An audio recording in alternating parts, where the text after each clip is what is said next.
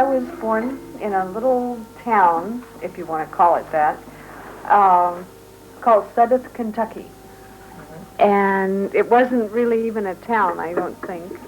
I'm the middle one of 5 kids. I have a sister and a brother older, and 2 brothers younger than I am. And well, I guess we got along just like any other kids because I wasn't favored. My mother didn't treat me any different than the others. I had chores that I had to do on the farm, and just like anybody else. I got spanked and sent to bed or whatever, like all the other kids. We had our fights, and we played games, and, just the regular run-of-the-mill things that kids do.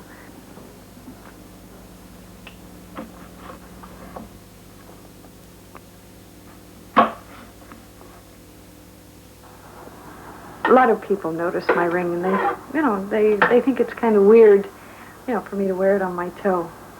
And I just sometimes tell them, well, I'm just walking around on my hand. I had thought about, wearing it on a chain around my neck, but then if I do that, then I can't wear, the other necklaces that I have. Oh, the little boy over on Valentine that was playing between the hedges. And as Matt and I walked up to him, he kept jumping up saying, surprise, surprise. And then whenever we got up close, he jumped out and he said that he had been yelling, surprise, surprise, to all the armless ladies that walked up the street. So I said, really? Have there been very many? He said, nope, not too many. This is a very well-adjusted child as far as I can see. No. There's nothing around my house that I can't do. I'm very independent. If I want something done, if I want someone to help me, then I'll ask. But I say no if somebody asks if I need help, usually. Like I say, I'm very independent. I want to do things myself. My mother, I give her most of the credit for what I am, because she made me try it. She made me do it. And so I think that's the way that the parents of any handicapped child, no matter what his disability is, to, let him do it. And then if he says that he, asks for help, then help him. But if he says, I can't, no. I don't know those words. I don't, they're not in my language. So I look handicapped, and I guess I do things that make me look that way, but I don't feel that I am any different than anyone else.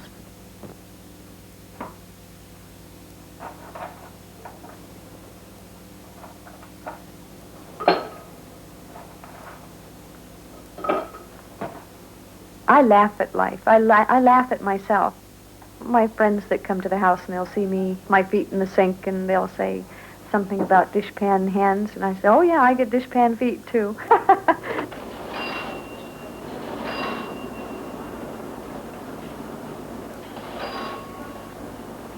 There was a man once.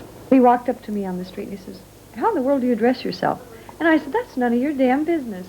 I would have ordinarily said, just like you do. But of course I do things differently. It's much easier for me to get dressed, I think, than a lot of women.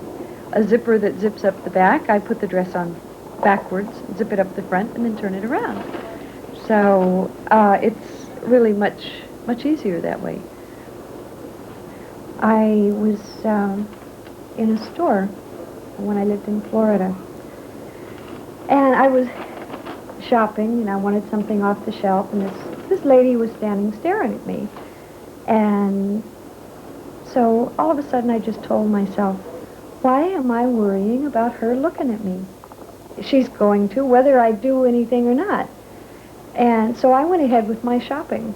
And I said, the heck with it. People are going to stare at me, because I'm sure they're just interested in knowing, whether I do things myself. So like I say, it was not a gradual thing. It was just an immediate change, right? You know, in that one moment, my mind told me that I shouldn't worry about it anymore. You know, I tell myself, well, it's my figure they're looking at, my 21-inch waistline. People stare at Raquel Welch when she walks by, so why shouldn't they stare at me? Right? She looks different. Would you believe that I was asked once not to shop in a store? I had been shopping in this store for about 2 years. And one day I drove up in front, and the manager of the store came out, and he said that certain people had started a petition that they didn't want me shopping in their store because I touched everything with my feet. And the more I looked at that guy, the smaller he got. I just could not believe it. How are you today? Hi. Nice to see you. Hi. Beautiful day. Yes, it is. How are the children? All well? They're one in school and the other's in nursery school. How wonderful. I could have sued the store, but instead I just let it go. Grand total today, good news. 2316. Okay. I just considered it their loss, not mine. Today is what, Mr. Pepper? Today is the 21. 22. 21. That's the first and the last experience that I've ever had like that. You're getting younger and better looking all the time. Oh, I'll come in every day to hear you say that. You better, wouldn't you? When it's business. Thank you. And thank you very much. Thank you, sir. If I had to choose just one day to live my whole life through, la la la la la dee da. Come along, boys, and I'll tell you a story about a woman and the wheel. There was this great big truck. You know, I passed him, and all of a sudden I heard horns blow, and I looked in my rearview mirror, and here his lights were blinking on and off, and he just waved at me. You know, I think he was just giving me a pat on the back by blowing the horn and waving and flashing his lights. I waved at him, you know, put my foot up in the air and waved. Yeah, I've been driving now for 20 years and never had an accident. Never got a ticket for going through a red light.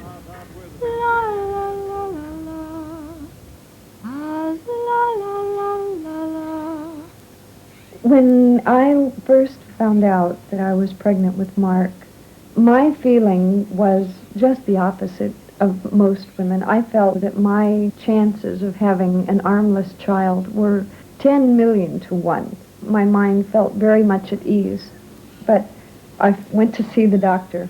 He told me that there was a chance that my baby would be born like me. La, la.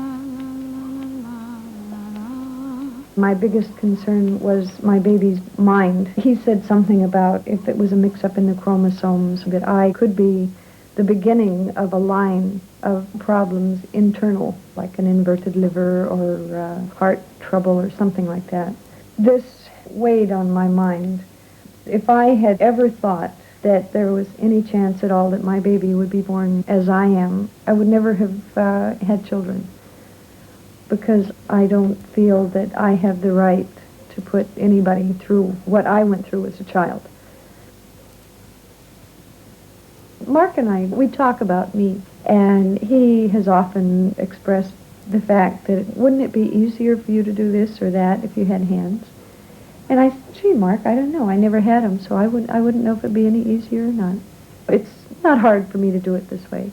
Yeah, but it would look a little easier if you could do it with your hands. I say, oh, okay. You know, but what am I supposed to do, Mark?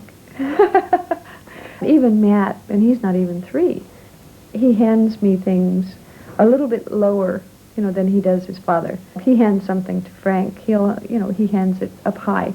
To me, he hands it lower, you know, because he knows I'm going to reach up with my foot.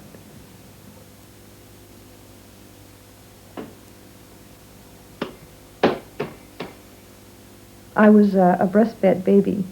My mother said that whenever she was nursing me, I would play with her breast. You know, like most babies do with their hands, I would do it with my foot.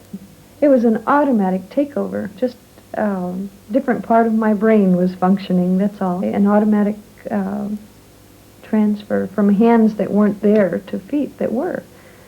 So I would start picking things up with my toes and, putting things in my mouth with my toes, like every other baby does with his hands. But the hands weren't there, so the feet just automatically took over. I kicked in only one spot. Most babies, hands and feet are going constantly.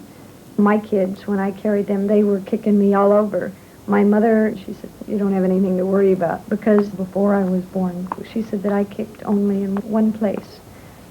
My grandmother, she was proud as punch, because she said that she had something that nobody else had. Later on, she found out of many other people like me, and she was a little bit disappointed. I can pitch horseshoes better than anybody else, and I'll prove it to anybody that wants to try me out. Of course, it's been a long time. My dad and I used to play. Some of the other people from around the farm came up. It used to get them so mad that I would beat them.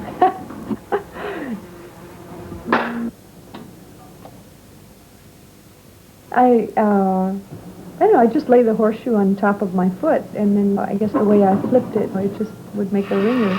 If you know anything about horseshoes, you'll know that the horseshoe has to fit right around the stake. And most of the time I throw one right on top of the other. I don't know, it's just luck, like anything else. She's a good neighbor. She's just like any of our neighbors. I want to make some strawberry preserves one of these days. I've made plum jam and fig jam. I hadn't expected to see her. The first time I saw her was just, she was invited to a party that I was invited to, and... I mean, it's a lot easier to go out to the store and buy a package of cookies. It really is. But it's more fun to do it the way I do it. Well, she and I sometimes go shopping together, and we get together at each other's houses, and we make sourdough bread and pickles and jam, and... It's like falling off a log. It's simple. And I like to do simple things, but I like to do more difficult things, too. Like, what is something difficult? I don't know. She's friendly and warm, and she's outgoing, and she's, just very cooperative as a neighbor. The greatest compliment that anybody can pay me is to hand me something while I'm standing up, like a cup of coffee. She just is so well adapted. I don't think it's a handicap to her at all. They forget that I can't just reach out and take something like that from them. And so it's a great compliment. This is my heaven right here. I enjoy being home. I enjoy cooking, like I say, baking my own bread. Fisherman's Wharf has nothing on me. I can bake their sourdough French bread now.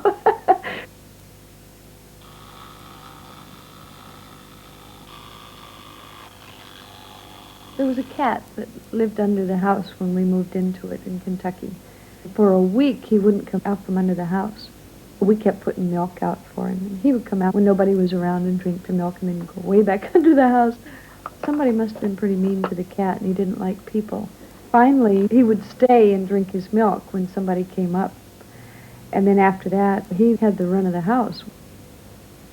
All of our lives, we strive to be different in what we do, what we look like.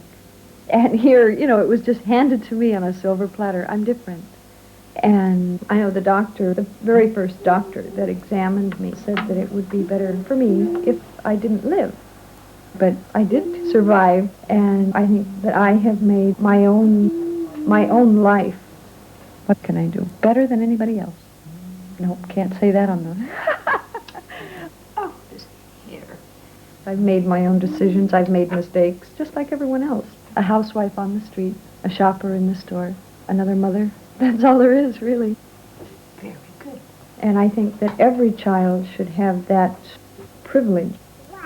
And I love to see Matt laugh, and he talks to me, and I love to change his diapers and, get him dressed and take him for a walk. And I love to be able to just sit quietly and talk with Mark, and he, tells me in his way of talking that, that he's learning in school and absorbing what it is the teacher's trying to teach him.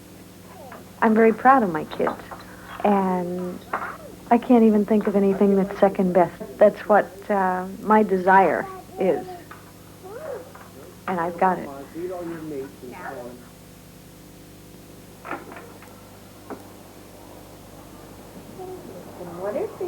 morning, huh? Yeah. Hi, dear. What are you doing? Huh? What are you doing? I haven't heard you singing. I haven't heard you singing. Come on. Are you going to play with me? Are you going to play with me, Miss Bennett? Huh? Are you going to play?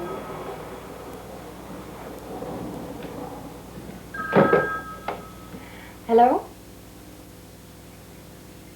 This is Bonnie Consolo. Hi, how are you?